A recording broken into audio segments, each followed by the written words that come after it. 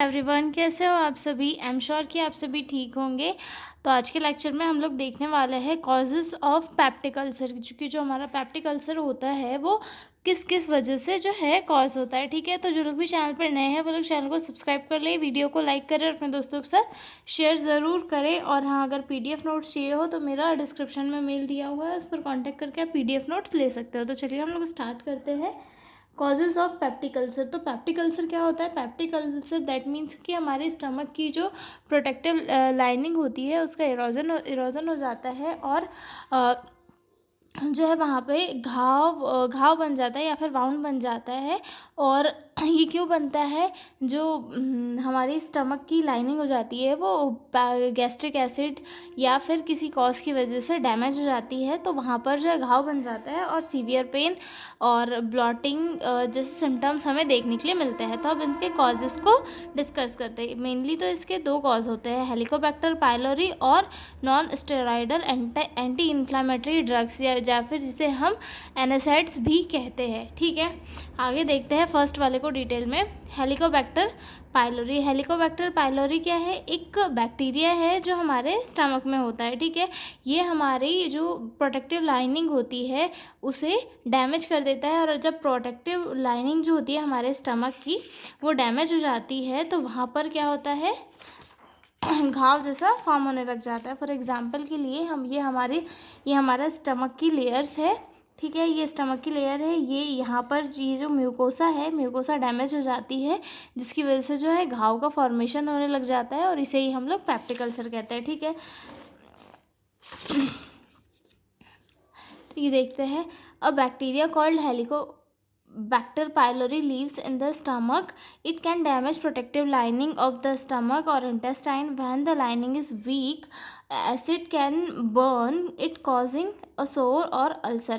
यानी कि ये जो बैक्टीरिया है ये हमारे स्टमक में रहता है, और ये जब हमारे जो स्टमक की लाइनिंग होती है, प्रोटेक्टिव लाइनिंग होती है, इसे ये डैमेज करता है। और जब वो लाइनिंग डैमेज हो जाती है तो जो एसिड वगैरह होते हैं हमारे स्टमक के, गैस्ट्रिक एसिड, वो हमारी इनर जो लेयर्स होती है स्टमक की उन्हें डैमेज करते हैं, और वहाँ पर एक घाव का फॉर्मेशन हो जाता है जिसे हम अल्सर कहते हैं। ठीक है, अगला कॉज देखते हैं इसका। रेगुलर यूज़ ऑफ एनासाइड्स या फिर पेन किलर्स। जो पेन किलर्स होते हैं उनका रेगुलर बेसिस पे यूज़ करने से भी ये जो है पेप्टिक अल्सर कॉज होता है। ठीक है, मेडिसिन लाइक एस्पिरिन, आइबुप्रोफेन और फिर आता है नेप्रोक्सिन, यूज्ड फॉर पेन और फीवर। मतलब ये पेन और फीवर के लिए मोस्टली जो ड्रग यूज़ किए जाते हैं उनके ओवर यूज़ से भी जो है पेप्टिक अल्सर देखने के लिए मिलता है। It can irritate the stomach lining. ये सारे जो ड्रग्स है ये स्टमक की लाइनिंग को इरिटेट करते हैं और पेप्टिक अल्सर जो है कॉज करने के चांसेस को बनाते हैं। ठीक है, इट कैन टू ऑफ्टन और for long time they can cause ulcer. मतलब ये अगर लंबे टाइम तक ले रहे हैं तो ये अल्सर कॉज कर सकते हैं। ठीक है, उसके बाद आता है थर्ड कॉज हमारा एक्सेस स्टमक एसिड। मतलब किसी किसी की पर्सनालिटी के ऊपर भी रहता है।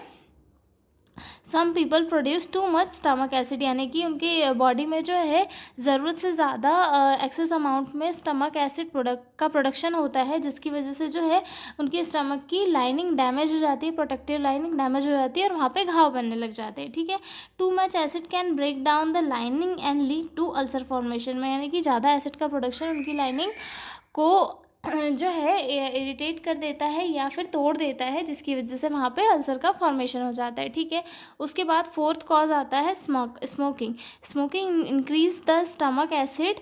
It also show healing of ulcers and increasing risk of H pylori infection. जो स्मोकिंग होता है, स्मोकिंग जो है, स्मोकिंग के कारण क्या होता है? जो गैस्ट्रिक एसिड होते हैं या स्टमक के एसिड्स होते हैं उनका प्रोडक्शन इंक्रीज़ हो जाता है। अब प्रोडक्शन इंक्रीज़ हो जाता है, साथ ही साथ जो होता है अगर कोई पेशेंट है उसे थोड़ा बहुत अल्सर हुआ भी है और वो ट्रीटमेंट ले रहा है, लेकिन अगर वो स्मोकिंग भी कर रहा है तो क्या होगा? अल्सर्स की हीलिंग कम हो जाएगी, क्योंकि जो एसिड वगैरह है वो ज़्यादा से ज़्यादा ज़्यादा फॉर्म होंगे स्मोकिंग की वजह से, और तो फिर जो एच पाइलरी इन्फेक्शन जो होता है वो स्मोकिंग की वजह से हील भी नहीं हो पाता है, ठीक है। उसके बाद अगला कॉज आता है अल्कोहल। अल्कोहल तो हमारे पूरी बॉडी के लिए हार्मफुल होता है, लेकिन ये जो है अल्सर भी कॉज करता है। Drinking too much alcohol irritate the stomach lining, it also increase acid which can worsen ulcers, यानी कि अल्कोहल का जो यूज़ है ज़्यादा वो भी स्टमक की लाइनिंग को डैमेज करता है, जिसके कारण जो है एसिड का प्रोडक्शन ज़्यादा होता है और अल्सर होने के चांसेस बन जाते हैं, ठीक है। नेक्स्ट आते हैं हम लोग अगले कॉज पे, जो है stress and spicy food. Indirect cause, मतलब इन्हें डायरेक्ट कॉज नहीं माना जाता, इनडायरेक्ट कॉज माना जाता है, ठीक है। Stress and spicy food do not directly cause ulcer but they can worsen symptoms, यानी कि जो स्ट्रेस होता है और स्पाइसी फूड होते हैं, ये डायरेक्ट अल्सर को कॉज नहीं करते, परंतु अगर किसी को थोड़े भी चांसेस है एच पाइलोरी बैक्टीरिया प्रेजेंट है, या फिर जो स्टमक में एसिड वगैरह का प्रोडक्शन ज़्यादा हो रहा है, तो वहाँ पर जो है वो कंडीशन ज़्यादा बना देते हैं कि जो है अब पेप्टिक अल्सर कॉज होगा ही होगा, ठीक है। Earlier they were considered main causes but now it's known that bacteria and medication are main reasons, मतलब पहले मान लेते थे कि स्ट्रेस और जो है स्पाइसी फूड के कारण अल्सर हो रहे हैं, लेकिन अब आजकल की जो रिसर्च है वो ये कहती है कि पेप्टिक अल्सर का मेन कॉज बैक्टीरिया इन्फेक्शन और या मेडिकेशन है, ना कि स्पाइसी फूड या स्ट्रेस, मतलब ये उसके इसमें मतलब हेल्पिंग फैक्टर जैसे कॉज करने में हेल्पिंग फैक्टर जैसे हम इन्हें मान सकते हैं, लेकिन मेन कॉज जो है स्ट्रेस और स्पाइसी फूड को नहीं मान सकते, ठीक है। उसके बाद आता है फैमिली हिस्ट्री। जेनेटिक के थ्रू हमें गुण भी मिलता है, साथ ही साथ उसके साथ बीमारियां भी मिलती है, तो अल्सर भी जो है जेनेटिक के कारण भी हो सकता है।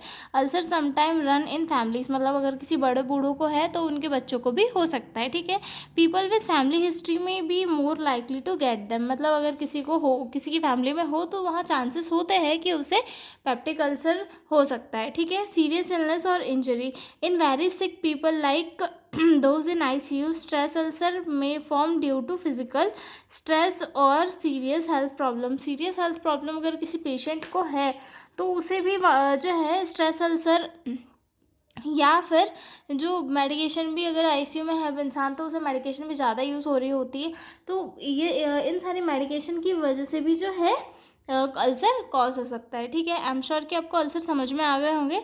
तो पीडीएफ नोट्स चाहिए हो तो मेरा ईमेल डिस्क्रिप्शन में दिया हुआ, आप लोग कांटेक्ट कर सकते हो, और मिलते हैं अगले वीडियो में। तब तक के लिए बाय बाय।